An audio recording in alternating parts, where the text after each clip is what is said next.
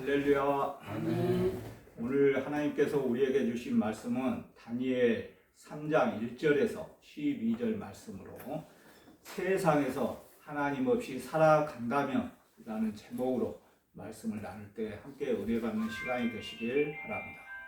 먼저 다니엘서의 배경을 잠깐 살펴보겠습니다. 다니엘서에 따르면 다니엘은 여호야김 3년에 예루살렘이 함락된 이후 바벨론의 포로로 끌려가서 느부갓네살 왕 때부터 고레스 시대까지 69년 동안 관리로 일하면서 포로 생활을 경험한 사람입니다. 다니엘은 뜻을 정하여 토라를 신실하게 지킴으로 하나님의 복을 받아 새 친구들과 함께 바벨론의 학문을 충실하게 배울 뿐 아니라 환상과 꿈을 깨달아 암담한 포로기를 살아가는 유다 백성에게 소망을 제시하였다고 합니다.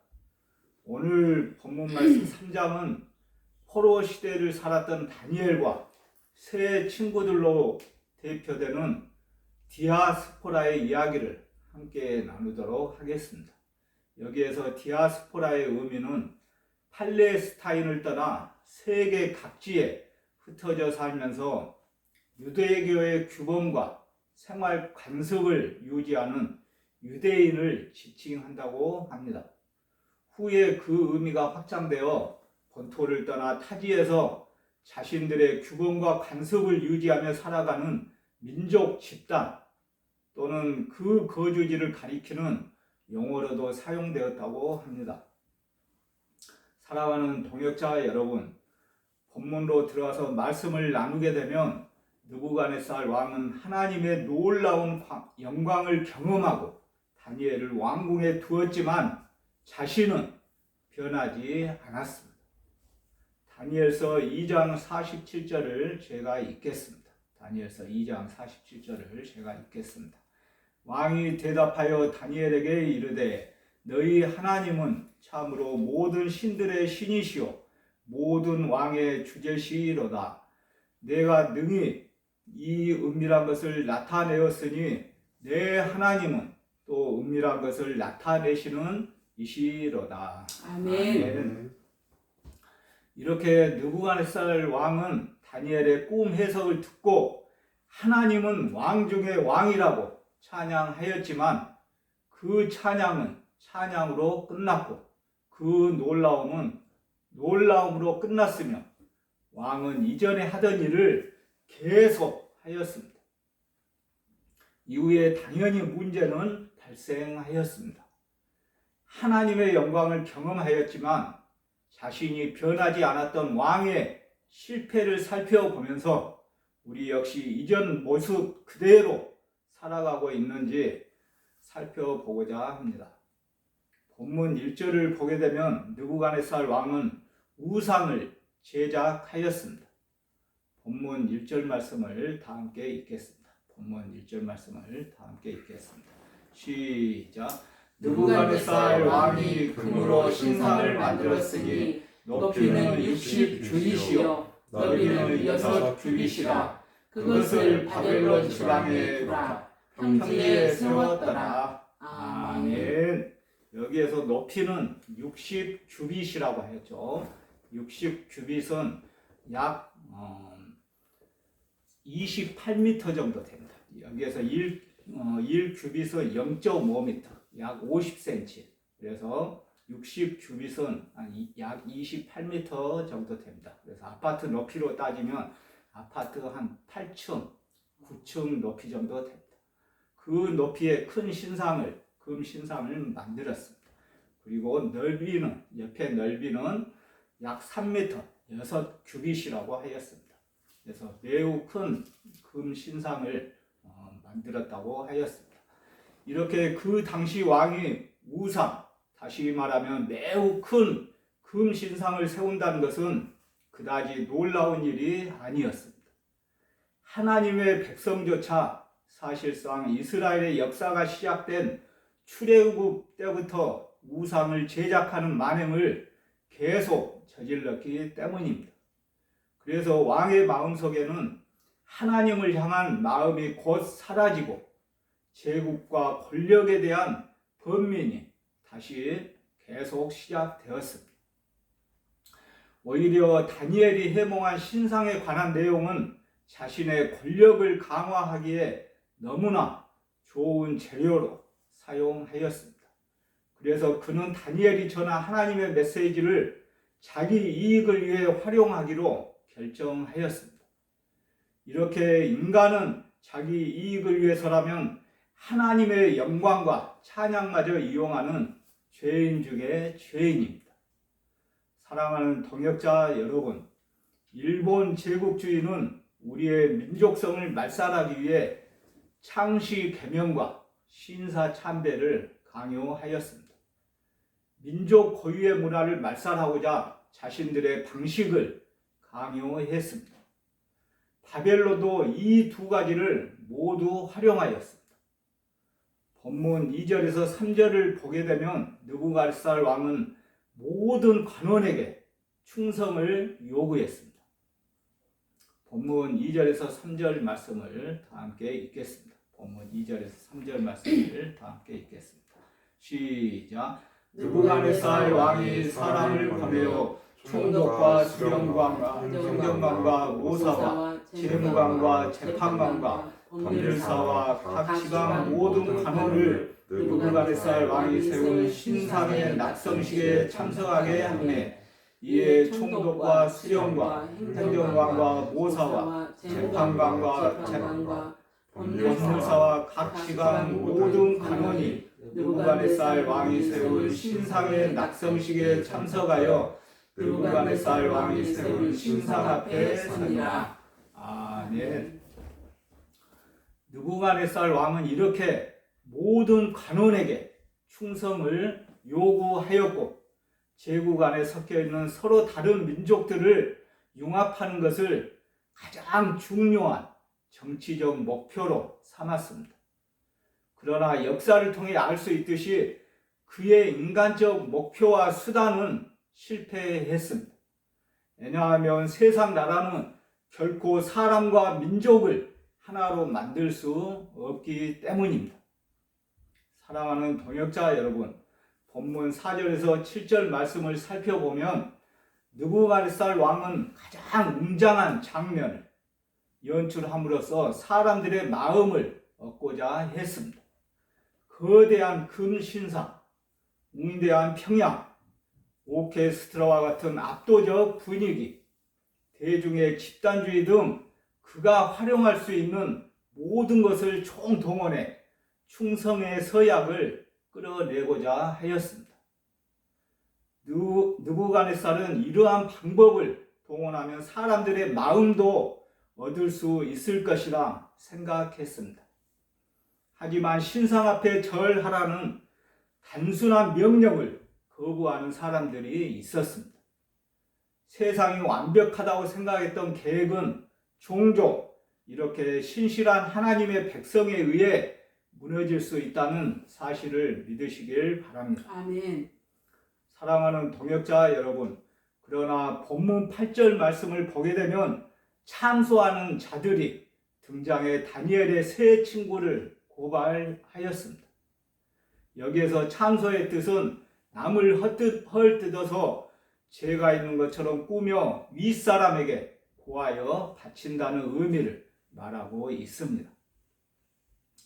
어떤 사람들은 다니엘과 세 친구가 등장하여 고속 승진한 것을 시기하고 분하게 여겼을 수도 있습니다. 호시탐탐 기회를 노리고 한순간도 이들을 시야에서 놓치지 않았습니다. 우리를 어떻게든 넘어뜨리려 하고 참소하였습니다. 그러나 이런 시련과 참소를 이상한 것으로 절대 여기지 마십시오. 세상에서 당하는 환난은 당연합니다. 우리는 세상을 이기신 주님을 의지하며 담대해야 합니다. 아멘. 시편 37편 32절을 살펴보면 악인이 의인을 엿보아 살해할 기회를 찾으니, 아멘. 악인이 의인을 엿보아 살해할 기회를 찾으니, 이렇게 세상 사람들은 우리를 한순간도 빠뜨리지 않고 노려보고 있습니다. 우리를 어떻게든 넘어뜨리려 하고 참소하고 있습니다. 그러나 이러한 시련과 참소를 이상한 것으로 여기지 마십시오. 세상에서 당하는 환난은 당연하기 때문입니다. 요한복음 16장 33절 말씀을 제가 읽겠습니다. 이것을 너희에게 이르는 것은 너희로 내 안에서 평안을 누리게 하려 함이라. 세상에서는 너희가 환난을 당하나 담대하라. 내가 세상을 이기었노라. 아멘. 이렇게 우리는 세상을 이기신 주님을 끝까지 의지하며 담대하게 나아가야 합니다. 제가 전에 근무하였던 구치소에서는 홍거 거실에는 약 6, 7명의 수용자들이 함께 생활하고 있습니다.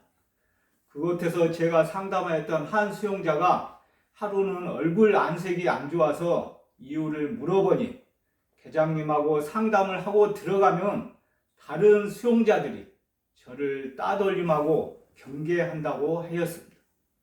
나머지 5명의 거실 수용자들은 직원들과 상담하는 시간이 거의 없는데 자기만 주기적으로 직원이 찾아와서 상담을 하여주고 성경책과 영치금을 지급받는 것에 대하여 방 사람들이 시기와 질투를 한다고 하였습니다. 더구나 저와 함께 상담실 콘크리트 바닥에 무릎을 꿇고 함께 손잡고 하나님께 기도하였다는 이야기를 한 후부터 거실 수용자들에게 더 따돌림을 당하고 있다는 이야기를 저에게 하였습니다. 이와 같이 제가 수용자들과 상담한 경험상으로는 이런 경우가 허다하게 많이 있습니다. 구치소, 교도소에서도 하나님의 말씀대로 살게 되면 세상 사람들로부터 분명히 환난을 당할 수 있습니다. 그래서 저는 위에서 말씀한 요한복음 16장 33절 말씀을 들려주면서 감옥 안에서도 그리스천 수용자들을 위로하고 있습니다. 제가 요한복음 16장 33절 말씀을 다시 읽겠습니다. 이것을 너희에게 이르는 것은 너희로 내 안에서 평안을 누리게 하려 함이라. 세상에서는 너희가 환난을 당하나 담대하라. 내가 세상을 이기었노라. 아멘. 아멘. 이렇게 환난을 겪고 있는 크리스천 수용자들에게 저는 이렇게 권면하고 있습니다. 비록 하나님을 믿는다는 이유로 거실에서 하나님을 알지 못하는 수용자들에게 따돌림을 당하는 환난을 겪고 있지만 어떤 상황에서도 끝까지 하나님을 의지하라고 권면하고 있습니다. 아멘. 제가 야간 시간에 순찰을 하게 되면 하나님을 믿지 않는 수용자들이 많이 있음에도 불구하고 여러 거실에서 늦은 저녁 시간과 이른 새벽 시간에 거실 모퉁이 구석에 무릎을 꿇고 앉아서 두 손 모아 기도하는 수용자들을 많이 보게 됩니다. 얼마나 하나님께 감사하고 놀라운 일이 아닐 수 없습니다. 제가 그들을 보면서 은혜를 많이 받는 경우가 있습니다. 일각에서는 구치소와 교도소에는 하나님 없이 사는 사람들이 많다고 선입견을 갖는 사람들도 있겠지만 절대로 그렇지 않습니다. 인생의 벼랑 끝에 서 있는 수용자들이 바깥 세상에 있을 때보다 참 소망이신 하나님께 더 의지하며 무릎 꿇고 더 많은 기도를 하고 있습니다. 아멘. 사랑하는 동역자 여러분, 본문 12절 말씀을 보게 되면 갈대아 사람들의 고발은 매우 악의적이었습니다. 참소를 하였다 그랬죠.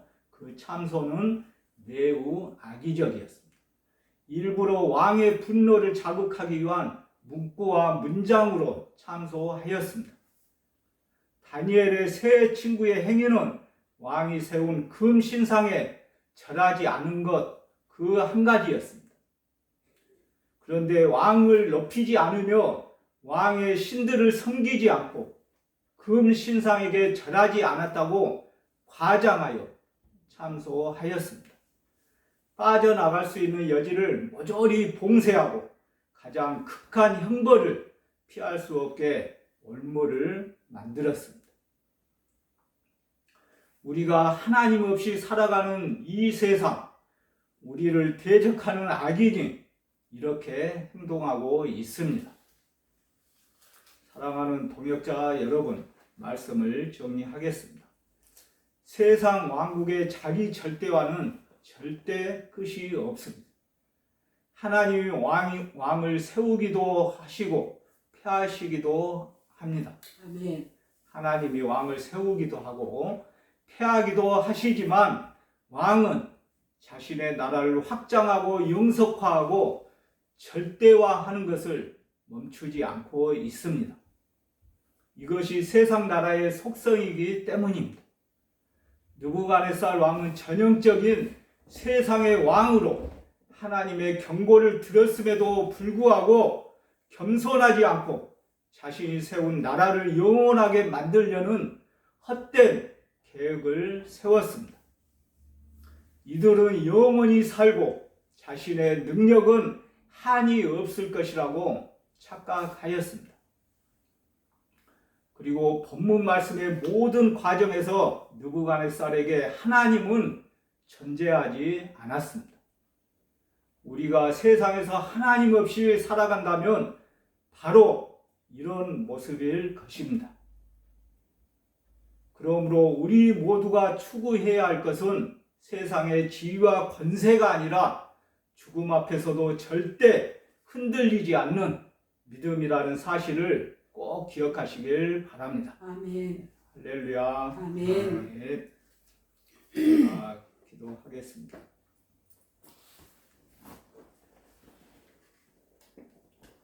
세상에서 하나님 없이 살아간다면 언제든지 자신들의 이익에 부합하기만 하면 하나님을 믿는 성도들을 위협하고 있습니다.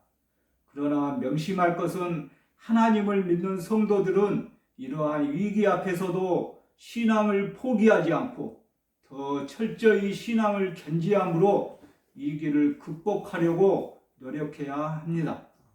앞으로 우리는 억지로 신앙생활을 하면서 존재하기만 하는 것이 아니라 오히려 더욱 넘치고도 남는 능력으로 우상 숭배의 위협을 극복해야 될 줄 믿습니다.